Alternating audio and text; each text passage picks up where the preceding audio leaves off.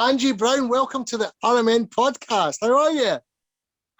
I'm good, thank you. You know me. I'm just right twat, innit? Yeah. How's things been for you through this COVID thing, pandemic, and so on? The pandemic. Well, basically, it's been, everyone's cleaned their houses. Lots of people went online saying they were going to learn an instrument or a language. Yeah. But I started DJ school in the September 2019. So when COVID kicked in properly by March, I was DJing and I was going live on Facebook. And that was really, with my personality. And of course, I was playing the bangers and getting muted, getting taken down. If you play like limericks where love lives or something like that, you were getting taken down. But the thing is that I called it the practice sessions, and I was playing on that, the little baby decks, and I want the big boy decks for my birthday. But yeah, I got quite, sufficient on there. And then maybe 2,000 or 3,000 people watch it. And it gets several times. So people enjoyed it. And then when Facebook shut it all down, I couldn't do anymore. So I didn't do any more after that. But I've got bookings. I've used COVID to kind of in the break, me and Yasmin went on a producer's course. So we know how to produce our own tracks, but I'd rather keep busy by doing collaborations. Of course, I work with up and coming DJs and established DJ producers as well. So and we could do them from here. So you don't need to go anywhere. And plus you can do gigs online. So basically, amazing. Amazing. Yeah. So tell me a little bit about this production course then. What have you been on? Tell us a little bit about it. Ableton. We did Ableton. We really wanted to do Logic Pro, but it just ended up to be Ableton. Well, I didn't check what we would be learning. I just said, it's a producer's course. Let's do it in between the lockdown. Yeah. In between the lockdown and before the first one and the second one. And so we know how to create beats. Well, me, actually, it's gone right through my head, but Yasmin has retained the information. And basically we can do, it's about programming, isn't it? So you program your beats, you do the bass line. And because we know how to do the vocal part quite easily now, they showed us how to, what I call rack and stack. So you rack them up, stack them up, then you do the harmonies, and then I can do different voices slightly. If you've got 3 girls doing backing vocals, you have different tones. You don't get 3 girls with 3 light voices. You get one with a medium chest voice like mine. You get one who can probably sing lower, and one that got a higher natural tone. I'm not saying that I can't sing up there, which I do. When I do my own backing vocals, I create a choir.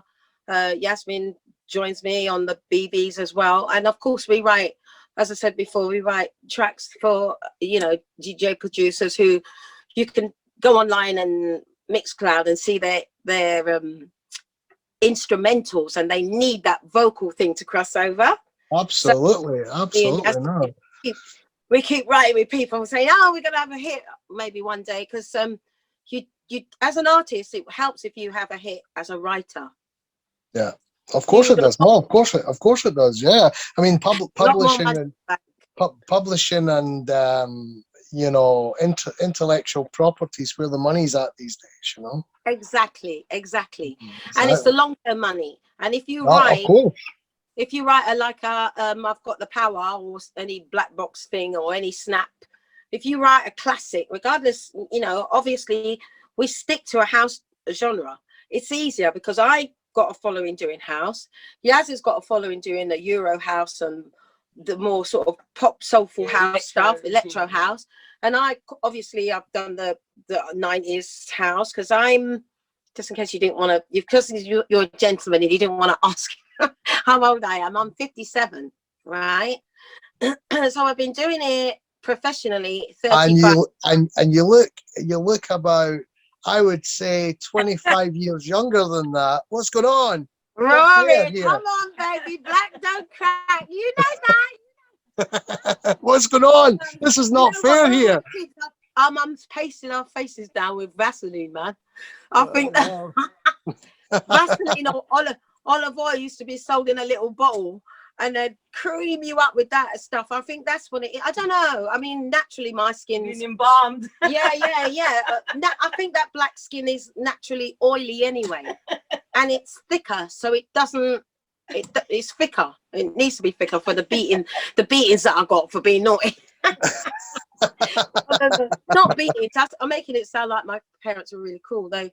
No, they weren't. They weren't really cool. They're just, you know, the mum was strict and the dad was stricter when you messed about in it. I'm going to tell your dad when them come through the door, you know. And that was great. But for the people that don't know your background, yeah, and really, I like to sort of start at the beginning of the story of Angie Brown, because before we get into the nitty gritty of today, I want to know, even before the hit record scenario, what got you into the music industry? Obviously, you've got a fabulous voice, but apart from that, what got you into the music industry? Where did it all begin? Well, you know what? I mean, it depends what era you're from, but my lot, we're going to remember this little girl called Lena Zavaroni when we were little. That's right. I remember her. Yeah.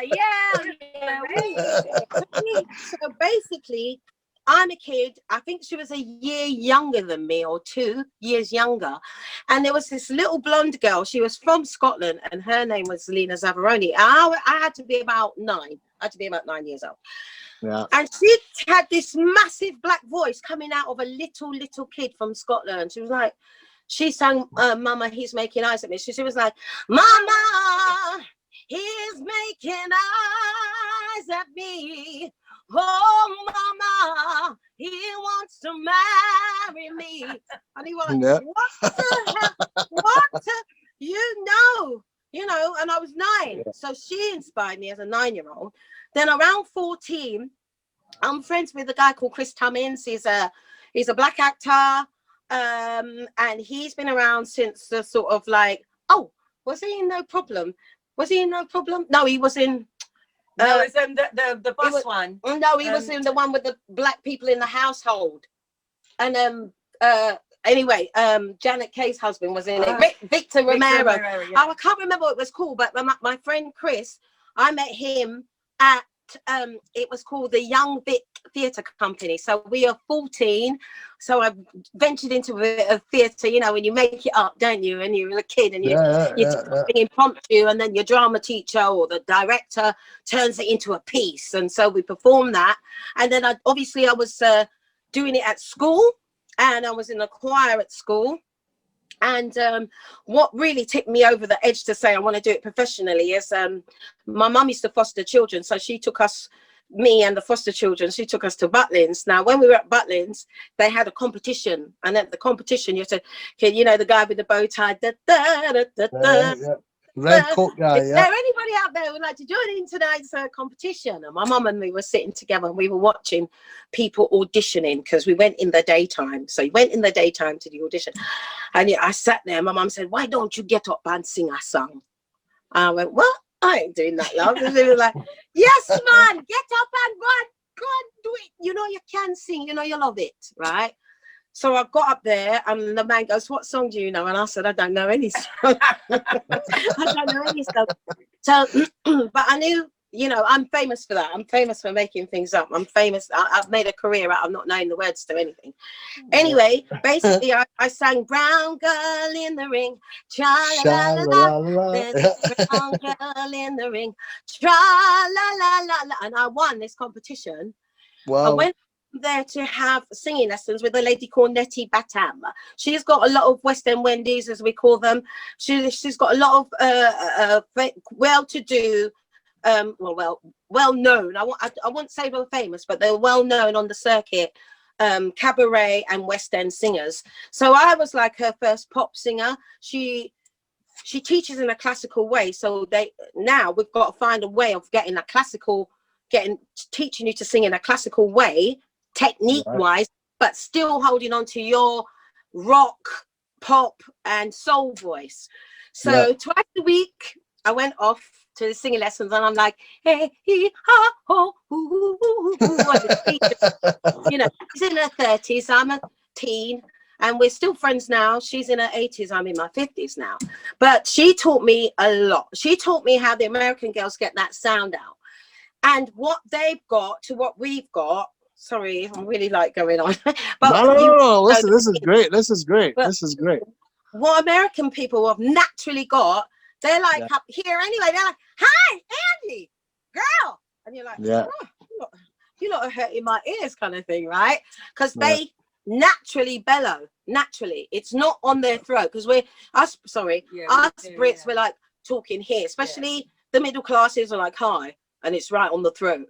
And if you speak there, you think you need to sing from there, but you don't. You use the body to get the notes out. But mind messes you up and says, "Oh no, you need to sing from here," and you're constantly fighting with the body. But anyway, Detty teaches me how to get these high top notes that American people naturally speak like that anyway. And then when they go to church, because everyone goes to church from Tina Turner, they've all, Whitney Houston, grew up in the church, Thelma Houston, all of them. They'll be doing the listen light of mine, and they're doing and all of that. So Nettie showed me how to do it.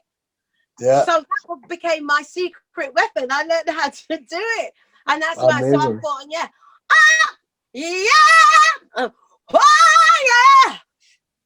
once I learned how to do it, I was gone. I thought, So what happened? And then I used to go to a club called Singers. Right. It was an open mic night. So now I went to drama school for a year, got kicked out. I didn't like it. Worked with Yasmin in a show, 83. Did loads of sessions in the Egg Box studio right through the 80s. Was in a rock band called the Dirty Strangers, and that all like that, and they're all like that.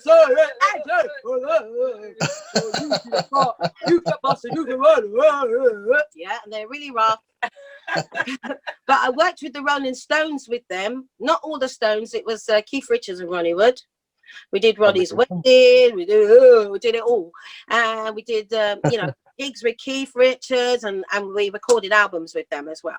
So then I left them. I was in a band. This is all through the 80s, coming up to when the house thing kicked off. So I was in EK1. I was their soul singer down in Thanet. And then from going to Singers, everyone at Singers used to get up and do a ballad. And I understand why singers do a ballad, because it shows off your voice and how long you can hold a note and all of that. But if you're sitting in the audience and 10 people get up doing a ballad, you're like bored now, innit? And then back in the day, Des O'Connor, I don't know, famous people that you'd see on telly used to be in the audience. And record companies would be down there, and publishers. So if you getting up singing, Whitney Houston, and whatever you were singing, some big old song, I would get up and sing "We Are Family." I'd get the Mr. Sledge. I would get up and sing something really cheesy, like I'd do R-E-S-P-E-C-T, find out what it means to me. R-E-S-P-E-C-T, take care, T-C-P, oh yeah. And then Miss Bang, just a little bit, real bad, just a little bit. Let's get a beat on. So then I'd get the whole place up. No one saw it. It was a secret weapon, because if you're doing, well, I'm the man is, I hope my premonition, and then then somebody else gets up. You can reach where I railway. You can. Everyone's asleep. Come on, get on and run on.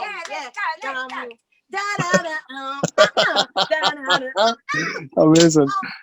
Everyone's up. So, because I did Respect one night, and I was hitting the original Aretha Franklin, because I struggle not singing it in the original key of any song. If people change the key, I'm like, it doesn't relate with my ear. Anyway, and that's what I was spotted. And you have not lost your voice, I can assure.